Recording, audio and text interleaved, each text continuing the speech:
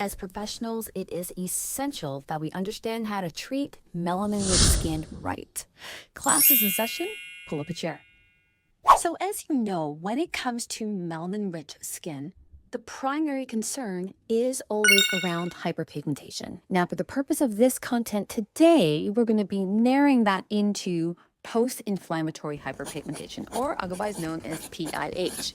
Now, we know that no hyperpigmentation can form on the skin without there first being the pathology of the tyrosinase cascade, aka the inflammatory response. So if we understand that not all inflammation is created equally, we will know that we can't treat all hyperpigmentation equally. And that's what we're going to be focusing on today. So I'm going to bring up two cases and points for our discussion. Are you ready?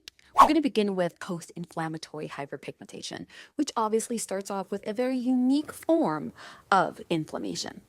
According to vast studies and clinical research, melanin-rich skin that also wrestles with acne has higher levels of active cytokines. That is your inflammatory mediator cells within the skin.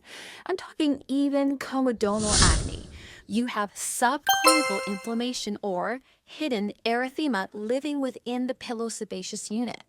And so if you've got this inflammation, even in comedonal acne, just ready to manifest in hyperpigmentation, we've got to be able to take a little bit of a closer zoom in on where is the source of the inflammation.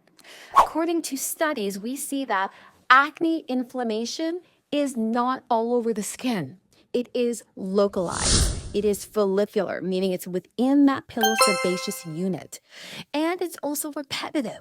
And so it's pointless for us just to generalize our approach by just treating and soothing and disinfecting the skin. We need to specify where we are driving those ingredients. And before we even dare to treat hyperpigmentation, we want to deliver those ingredients via those devices, the modalities we incorporate into the unit of the pilosebaceous unit to control the P. acne bacterium that's really driving that inflammation. Okay? Now let's take a look at the second type of inflammation, a little bit different from your acneic.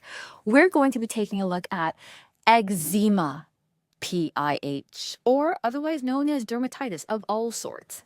So dermatitis, obviously, or eczema, once the exacerbated reaction has been sedated, has calmed down, we've controlled it somehow, what is often left is the ramifications of the evidence of that trauma. Well, where is the inflammation? Where is the trauma really coming from? In eczematic skin, the source of the inflammation is not follicular. It is diffused. It is widespread. It is chronic. In fact, it is a disease or disorder officially of the barrier function.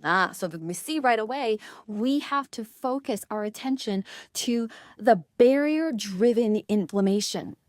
And instead of going ahead and trying to control the P.I.H we're seeing as a result of the former inflammation, we need to concentrate all of our energy to restoring, to managing the barrier integrity, which is a source of the disease of that particular skin.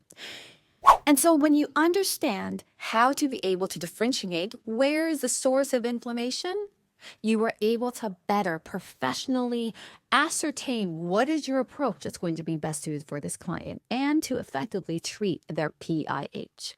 Therefore, knowing how to treat melanin-rich skin right.